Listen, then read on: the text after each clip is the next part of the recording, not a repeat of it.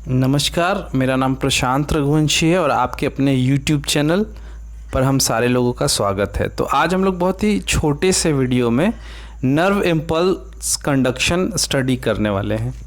ये काफ़ी बड़ा टॉपिक है। 11th से लेकर के बी फॉर्म PhD लेवल के स्टूडेंट्स के लिए, फार्माकोलॉजी और लाइफ साइंस के स्टूडेंट्स के लिए ज़रूरी है।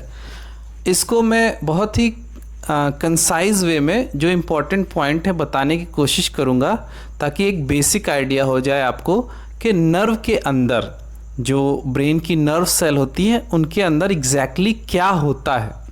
तो एक टिपिकल नर्व सेल का स्ट्रक्चर आपके सामने है, जहाँ पे आप देख सकते हैं D for dendrite, C for साइटोन और A फॉर एक्सॉन। ये आपको पता होगा एक टिपिकल स्ट्रक्चर है नर्व का।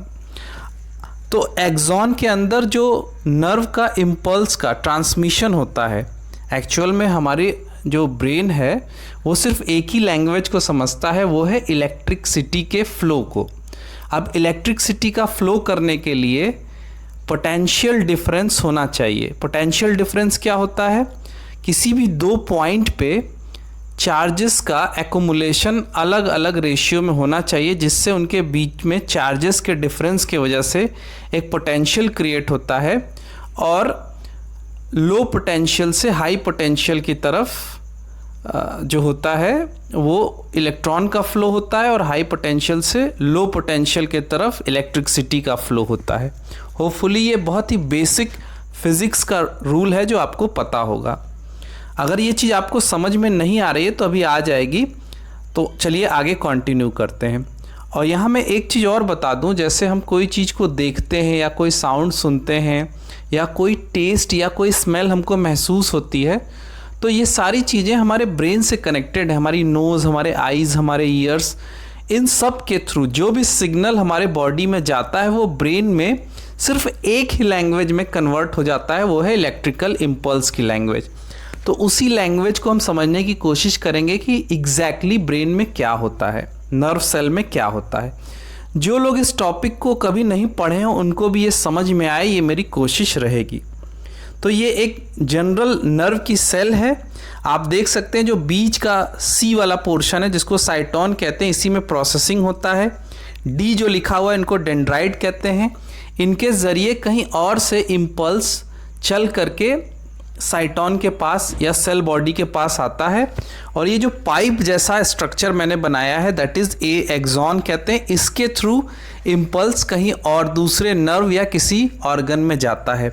तो एक्सॉन को मैं नीचे बड़ा सा स्ट्रक्चर मैंने बनाया है। एक्सॉन की अपर और लोअर मेम्ब्रेन है, उनके बीच में एक्सॉन प्रेजेंट है और उस वहाँ पे कुछ लिक्विड भरा होगा, जो इनसाइड वर्ड लिखा है वहाँ पे कुछ लिक्विड भरा होगा जिसको एक्सोप्लाज्म कहते हैं। तो आउटर और इनर में क्या डिफरेंस होता है पहले हम ये समझते हैं।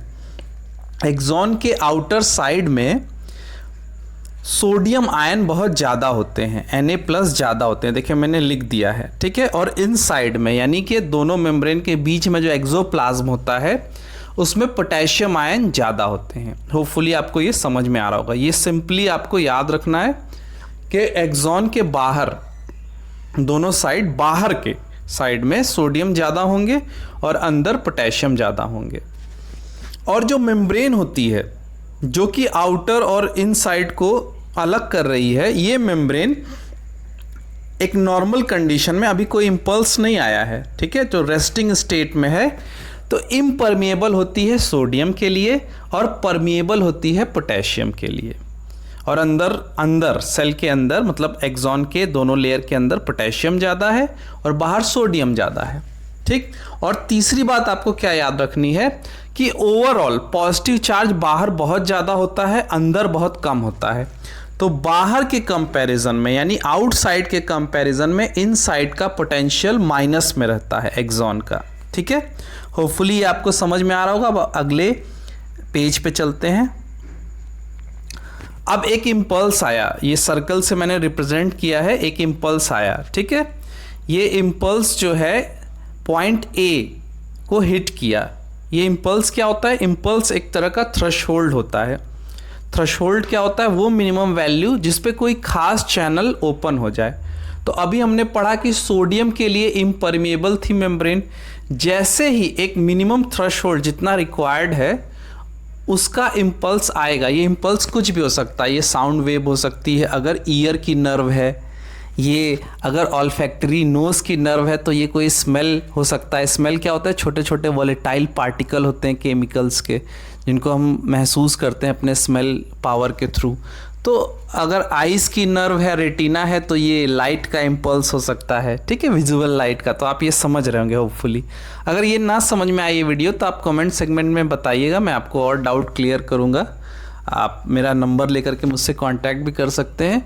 बट अगर आप ये वीडियो मैक्सिमम 2 बार देख लेंगे तो आपको बहुत क्लियर हो जाएगा। तो एक इम्पल्स आया जिसका मिनिमम थ्रेशोल्ड लेवल कुछ है, और उतने पे जब वो पॉइंट ए को हिट कर रहा है तो सोडियम चैनल, जो कि सोडियम के लिए मेम्ब्रेन इम्परमिएबल थी रेस्टिंग स्टेट में, वो चैनल ओपन हो जा रहा है। तो क्या होगा? जैसे दरवाज़ा ओपन होता है, तो अब ये दरवाज़ा सोडियम के लिए है, सोडियम चैनल है, तो सोडियम अंदर आएंगे। और मैंने पहले ही बताया कि अंदर सोडियम कम है।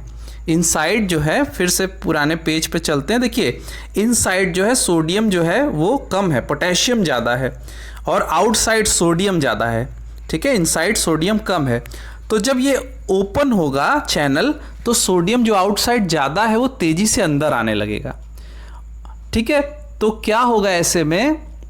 अच्छा, इस वक्त मेम्ब्रेन चूंकि सोडियम के लिए परमेबल हो गई है तो पोटेशियम की परमेबिलिटी लॉस्ट हो जाएगी। तो यानी पोटेशियम बाहर नहीं जा सकता, पोटेशियम बाहर नहीं जा सकता और सोडियम बहुत तेज़ी से अंदर आएगा। ऐसे में क्या होगा? अंदर बहुत सारे पॉजिटिव्स यानी सोडियम इकट्ठा हो जाएंगे, Na+ इकट्ठा हो जाएंगे। यहाँ पे सोडियम या पोटेशियम मैं बोल रहा हूँ तो यहाँ पे सोडियम पोटेशियम कैटायन की बात मैं कर रहा हूँ। इतना तो होपफुली आपको समझ में आ रहा होगा। तो क्या होगा? अंदर जब खूब सारे सोडियम आयन इकट्ठा होंगे तो अंदर पॉजिटिव चार्ज बढ़ जाएगा, जिसको मैंने सर्कल में दिखाया है रेड कलर से। पॉजिटिव चार्ज मैंने दिखाए हैं 4। इसका मतलब है कि अंदर का पोटेंशियल जो है वो पॉजिटिव में हो गया। यानी अब बाहर के कंपैरिजन में अंदर का पोटेंशियल पॉजिटिव में मेज़र होगा मिली वोल्ट में। अब इसकी वैल्यू जो होती है वो यहाँ पे मैं मेंशन नहीं कर रहा हूँ, वो अलग अलग नर्व सेल में और हार्ट की सेल में और जगह जगह थोड़ी वेरी करती है, उसको फर्दर स्टडी करेंगे। तो ओवरऑल पॉइंट क्या है कि सोडियम जो कि नहीं आ सकते थे पहले, और अब इम्पल्स आने पे चैनल ओपन हुआ, सोडियम अंदर आए और अंदर पॉजिटिविटी बढ़ गई, ठीक है, इनसाइड। तो अंदर पॉजिटिव चार्ज बढ़ गया तो अंदर का पोटेंशियल जो पहले माइनस मिलीवोल्ट में था पॉजिटिव मिलीवोल्ट में हो जाएगा बाहर के कंपैरिजन में, ठीक है। तो इस तरह से क्या होगा कि अंदर अब पॉइंट ए के बगल में पॉइंट बी है जहां अभी भी नॉर्मल कंडीशन है, तो ए और बी के बीच में कैसा पोटेंशियल डिफरेंस क्रिएट होगा इसको अगले स्लाइड में देखते हैं। तो आप देख सकते हैं ए और बी में क्या होगा। ए में अंदर पॉजिटिव पोटेंशियल ज़्यादा है, ठीक है। बी में अभी भी पहले जैसी कंडीशन है, सोडियम बाहर ज़्यादा है तो पॉजिटिव पोटेंशियल बाहर ज़्यादा है। यानी हम कह सकते हैं पॉइंट ए के बगल में एक पॉइंट बी है, ए और बी के बीच में एक तरह का पोटेंशियल डिफरेंस क्रिएट हो जाएगा, और बाहर के साइड में यानी आउटसाइड मेम्ब्रेन के आउटसाइड जो है करंट जो है वो पॉजिटिव से निगेटिव की तरफ फ्लो करता है, ठीक है। तो बी से ए की ओर फ्लो होगा पॉजिटिव चार्ज का, ठीक है। और इनसाइड जो है वो पॉजिटिव से निगेटिव यानी ए से बी की तरफ करंट फ्लो करेगा, ठीक है। आपको होपफुली ये क्लियर होगा, बहुत इजी लैंग्वेज में इसको समझिए। पॉजिटिव चार्ज का फ्लो होने लगेगा बी से ए की तरफ outside the membrane, inside the membrane positive से निगेटिव के तरफ यानी ए से बी के तरफ फ्लो होने लगेगा पॉजिटिव चार्ज का, ठीक है, क्लियर लैंग्वेज में। तो एक तरह से चार्ज का फ्लो हो रहा है तो करंट का फ्लो हो रहा है, तो यानी इम्पल्स फ्लो आगे चला गया। अब जब ऐसा होगा तो ए पे क्या होगा? ए पे जो इम्पल्स आया था जिससे सोडियम चैनल ओपन हुआ था, वो sodium channel for transit time के लिए ओपन हुआ था, अब वो क्लोज हो जाएगा, ठीक है। और कंडीशन कुछ ऐसी आएगी कि बी पे फिर वैसी ही कंडीशन जो ए पे जनरेट हुई थी, क्यों जनरेट हुई थी? इम्पल्स के आने पे, वैसी ही कंडीशन बी पे जनरेट हो जाएगी। फिर बी और सी के बीच में इम्पल्स फ्लो करेगा। ये चीज़ इतनी फास्ट होती है, इम्पल्स का ट्रांसमिशन इतना फास्ट होता है कि हम इसको फील नहीं कर पाते, इसको जज नहीं कर पाते, इसको इस तरह से स्टडी नहीं कर पाते। अच्छा, चलिए, तो बी से सी की तरफ इम्पल्स गया, फिर सी से और आगे मूव करेगा, ठीक है। इस तरह से इम्पल्स सारे नर्व्स में मूव करता है, ठीक है। अब दो नर्व आपस में कई बार इस मैकेनिज्म के थ्रू इम्पल्स का ट्रांसमिशन करती है, कई बार न्यूरोट्रांसमीटर जो कि एक केमिकल होता है उसके थ्रू भी इम्पल्स का ट्रांसमिशन करती हैं, जिसको मैं फर्दर लेक्चर में बताऊंगा। जीपैड के पॉइंट ऑफ व्यू से भी ये काफ़ी इंपॉर्टेंट है, आप अगर आप इसको समझते हो। अब बात करते हैं ए की। अब ए में क्या हुआ, इम्पल्स आया, इम्पल्स के आने की वजह से सोडियम अंदर आ गए, तो नॉर्मल स्टेट में ले जाने के लिए सेल को क्या करना होगा, जो सोडियम अंदर आए हैं उनको बाहर निकालना होगा, ठीक है। और पोटेशियम जो बाहर चले गए थे, ठीक है, क्योंकि जब इम्पल्स ए से बी की तरफ भागेगा तो जो सोडियम चैनल ओपन हुआ था वो सोडियम चैनल बंद हो जाएगा, ठीक है। अब जब वो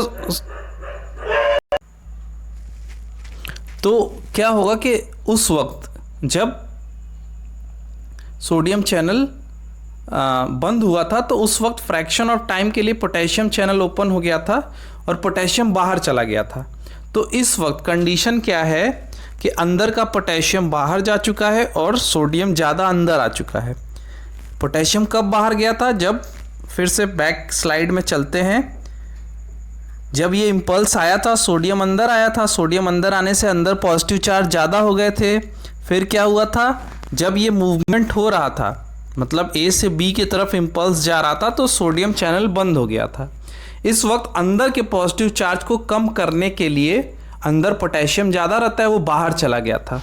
लेकिन उससे भी इम्पल्स जो था वो जब बी पे चला गया तो ए की कंडीशन को अभी भी नॉर्मल करने के लिए, यानी नॉर्मल यानी अंदर फिर से पोटेशियम को ज़्यादा करने के लिए और बाहर सोडियम को ज़्यादा करने के लिए यहाँ पे एक मैकेनिज़्म यूज़ होता है जिसको कहते हैं सोडियम पोटेशियम एटीपेज पंप।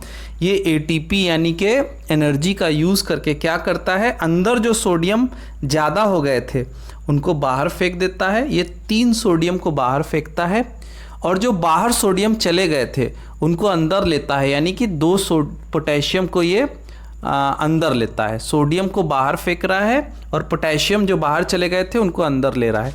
लेकिन यहाँ ध्यान देने वाली बात यह है कि 3 सोडियम को बाहर निकाला जाता है और 2 पोटेशियम को अंदर लिया जाता है, जिसके वजह से ओवरऑल अंदर का चार्ज कम होता जाता है और वो पहले कंडीशन की तरह निगेटिव में चला जाता है, यानी अंदर का पोटेंशियल बाहर के कंपैरिजन में निगेटिव में चला जाता है, माइनस के मिली वोल्ट में उसको मेज़र किया जाता है निगेटिव में, ठीक है, बाहर के कंपैरिजन में अंदर का। क्यों, आप समझ रहे हैं, 3 पॉजिटिव चार्ज अगर बाहर जा रहे हैं, 2 पॉजिटिव चार्ज अंदर आ रहा है, तो ओवरऑल 1 पॉजिटिव चार्ज का लॉस हो रहा है। तो ये जब भी ये चैनल ओपन होगा, पंप ओपन होगा, सोडियम पोटेशियम एटीपेज पंप, फिर से रेस्टिंग मेम्ब्रेन पोटेंशियल जो कि नॉर्मली -85 मिलीवोल्ट के अराउंड होता है, कई सेल्स में -75 होता है, वो मेंटेन हो जाता है, ठीक है। तो होपफुली आपको ये समझ में आया होगा, और अगर कोई डाउट है तो आप मुझे कमेंट सेगमेंट में बताइए। वीकली 3 लेक्चर्स में अपलोड करूँगा जो आपको जीपैट लाइफ साइंस से रिलेटेड सारे एग्ज़ाम्स में हेल्प करें। और थैंक्स फॉर वॉचिंग। अगर अच्छा लगा तो प्लीज़ शेयर करिए अपने फ्रेंड्स के साथ।